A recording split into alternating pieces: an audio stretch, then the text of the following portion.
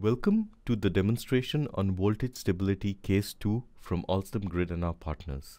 While we'll be visualizing the results within Alstom's geospatial operator UI, we are relying on PowerTech's model-based voltage security assessment tool or VSAT as our underlying engine for a comprehensive voltage stability analysis. Some of our case setup assumptions are listed here.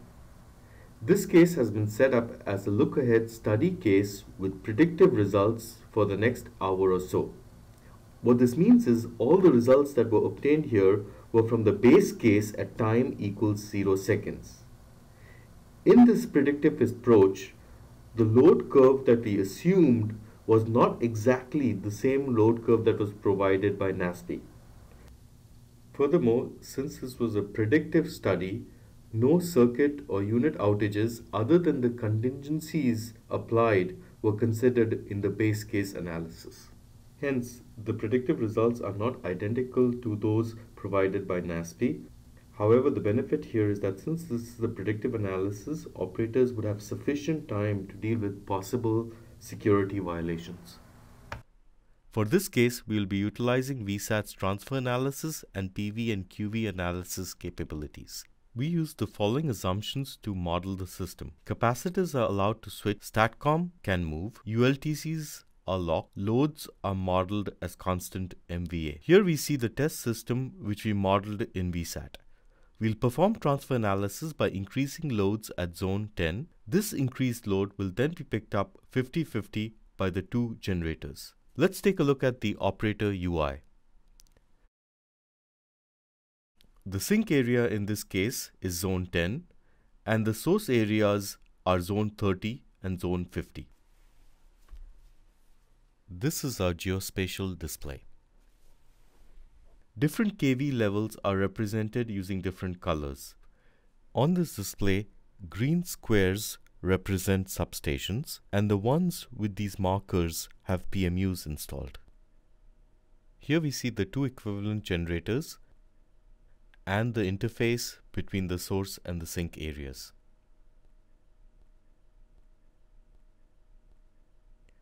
The real power flows are animated on the transmission lines. The voltage profiles at the buses are also shown as contours, changing color from cold to warm as voltages decrease.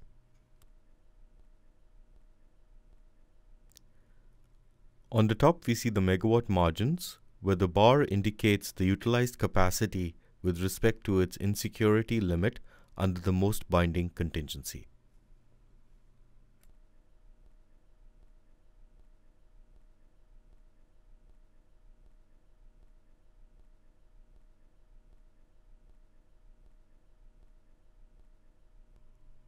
Right next to it is a summary of the scenario, the operating point, and its limits.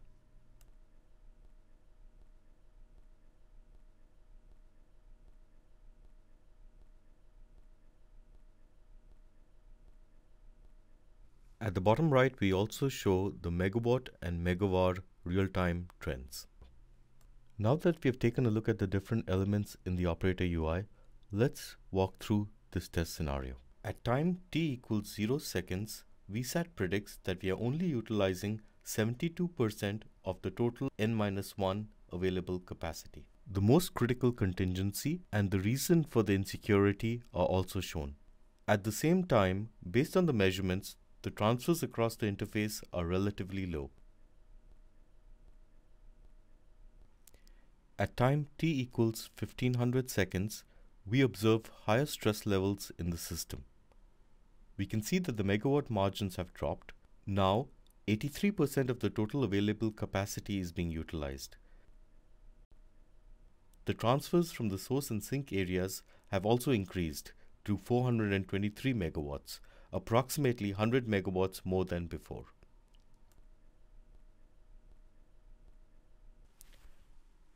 At time t equals 2900 seconds, we see that the stress levels have reached high enough and the maximum available n-1 capacity is being fully utilized. What this means is that if the most critical contingency were to happen, the system would become insecure. The east to west transfers at this point are 893 megawatts.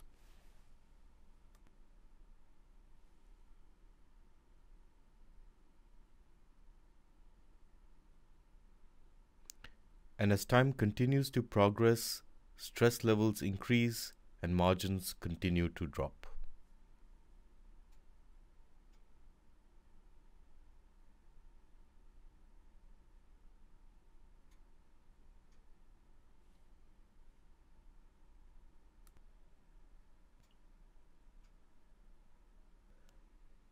Finally, at t equals 412 seconds, the contingency happens. Line 116 to 120 trips and the system becomes unstable. From the operator UI, we can directly launch the VSAT interface for a more detailed engineering analysis.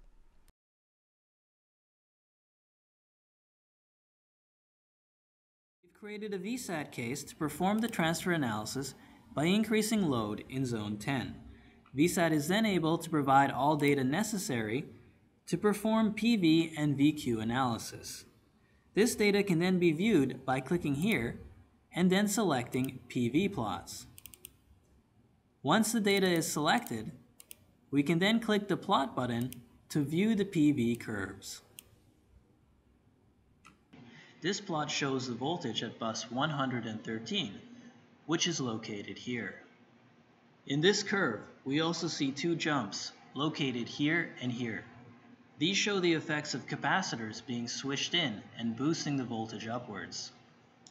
Now we will illustrate the power stability margin at various times. At time 0, the load is 432 megawatts. And we can see that we have 920 megawatts of margin before hitting instability. At time 1500 seconds, Zone 10 load has increased and now the margin has decreased to 792 megawatts.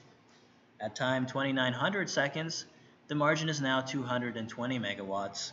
And finally at time 4000 seconds, there is a 200 megawatt margin before hitting instability. VSAT can also perform QV analysis. This analysis will be performed at bus 113 in the pre-contingency condition.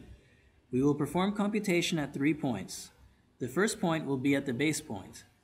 The second point will be at near instability, and the final point will be just before instability. So we begin by plotting the QV curve for the first point, which is the base point. Notice we have a relatively large margin of 311 megavar. Now we move to the second point, which is near instability. As expected, the margin is now significantly decreased to 35 megavar. Lastly, we move to the final point, which is the point just before instability. Here the margin is essentially 0, indicating instability is imminent. In conclusion, what we have shown you is our advanced operator visualization coupled with PowerTech's model-based VSAT analysis offering predictive capabilities from base case conditions. And finally, our findings.